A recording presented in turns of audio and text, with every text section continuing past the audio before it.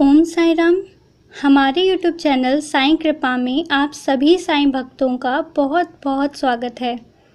साईं बाबा जी को समाधि लिए 100 साल से भी ज़्यादा हो चुके हैं। बाबा जी ने अपना पूरा जीवन दूसरे लोगों की भलाई और उनकी सेवा के लिए समर्पित कर दिया और बाबा जी के समाधि के बाद आज तक भी बाबा जी के भक्त उनकी उपस्थिति को अनुभव करते हैं। बाबा जी हर प्रकार से अपने भक्तों की मदद करते हैं और उनके भक्त उन्हें हर पल अपने साथ महसूस करते हैं। रोज़ कहीं ना कहीं किसी न किसी के साथ बाबा जी के अद्भुत चमत्कार होते रहते हैं।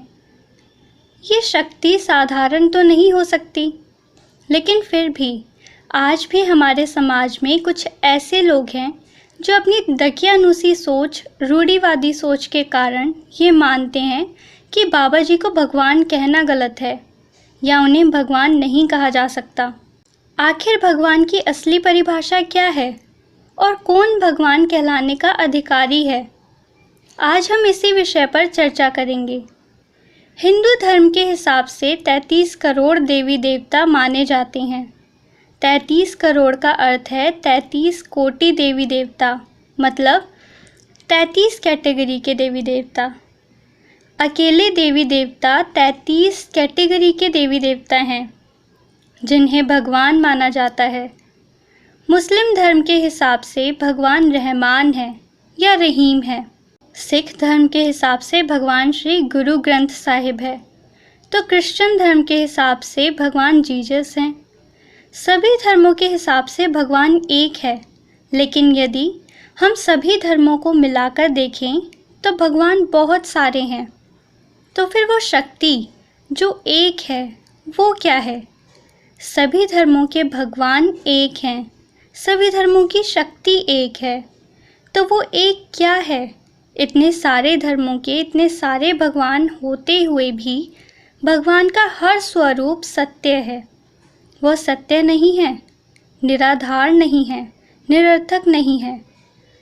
कभी न कभी किसी न किसी में, हर धर्म में उस शक्ति को महसूस किया है और इसके अनेकों प्रमाण उपलब्ध हैं। तो फिर यदि हर भगवान की शक्ति सत्य है, तो फिर असली भगवान कौन है? या वो एक परम शक्ति, वो एक कौन है? वो एक क्या है? जिस प्रकार हवा, पानी, सूर्य, धरती, आकाश सब कुछ एक है, उसी प्रकार सभी धर्मों से मिलने वाला ज्ञान, चाहे वो भगवद गीता से हो या वो कुरान से हो, चाहे वो गुरु ग्रंथ साहिब से हो या वो बाइबल से हो, सभी धर्मों के सभी धार्मिक ग्रंथों से मिलने वाला ज्ञान एक है। और उसी ज्ञान के अनुसार भगवान का असली अर्थ है प्रेम, जिसके अंदर वही शक्ति एक आत्मा के रूप में स्थित है। जब वो आत्मा बिना किसी स्वार्थ और लालच के किसी भी दूसरे इंसान, किसी दूसरे जीव के प्रति अपने मन में प्यार, करुणा, सेवा, दया और समर्पण की भावना रखती है, तो वही आत्मा परमात्मा कहलाती है। और साईं बाबा जी तो परम आत्मा हैं, परम शक्ति है, एक दिव्य पुरुष हैं। तो उन्हें परमात्मा कहना, ईश्वर कहना या भगवान कहना कैसे गलत हो सकता है? क्योंकि वो प्यार के सागर हैं। उन्होंने दूसरे लोगों की भलाई के लिए अपना पूरा जीवन न्यौछावर कर दिया। तो ऐसे गुरु को, ऐसे परमात्मा को परमात्मा कहना कैसे गलत हो सकता है? चलिए हम इसे एक दूसरे नज़रिए से देखते हैं। हिंदू धर्म के सबसे बड़े ग्रंथ स्कंद पुराण के हिसाब से गुरु ब्रह्मा, गुरुर विष्णु, गुरुर देवो महेश्वराय, गुरुर साक्षात परम ब्रह्म, तस्मै श्री गुरुवे नमः। मतलब गुरु ही ब्रह्मा है, गुरु ही विष्णु है, गुरु ही महेश है और गुरु ही प्रब्रह्म है। तो फिर साईं बाबा जी जैसे गुरु, सद्गुरु, जिन्हें आज पूरी दुनिया अपना आदर्श मानती है, अपना गुरु मानती है, ऐसे सत्पुरुष को भगवान कहना कैसे गलत हो सकता है? अपितु सिर्फ और सिर्फ वही भगवान कहलाने के अधिकारी हैं जिन्होंने अपना पूरा जीवन अपनी समाधि के बाद भी लोगों का मार्गदर्शन कर रहे हैं, उन्हें उनका जीवन जीने का सही रास्ता सिखा रहे हैं और उनके जीवन के असली उद्देश्य का अर्थ उन्हें सिखा रहे हैं। बाबा जी ने करोड़ों लोगों का मार्गदर्शन किया है, उन्हें आत्म साक्षात्कार कराया और आज तक करा रहे हैं। तो फिर ऐसे सद्गुरु को भगवान कहना कैसे गलत हो सकता है? हिंदू धर्म के अवतारी पुरुष भगवान श्री राम और श्री कृष्ण, उन्होंने भी अपने गुरु वशिष्ठ और गुरु संदीपनी को भगवान के समान ही पूजा।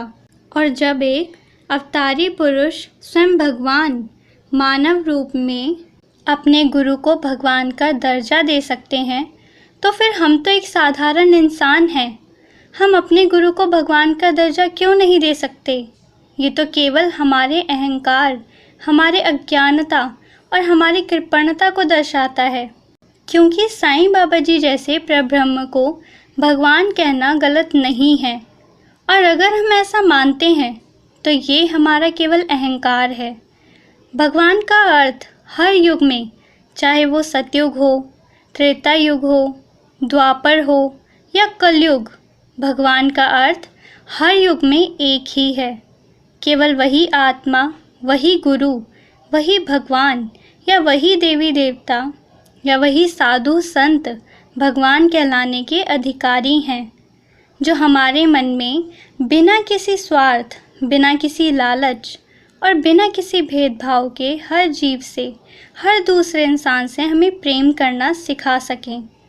हमारे अंदर प्यार, समर्पण, दया, करुणा और सेवा की भावना को पैदा कर सके। केवल वही भगवान कहलाने के अधिकारी हैं। और मैं अपने भगवान, अपने गुरु, अपने ईश्वर, अपने परमात्मा सद्गुरु श्री सच्चिदानंद महाराज को कोटि कोटि नमन करती हूँ। ओम साईं राम।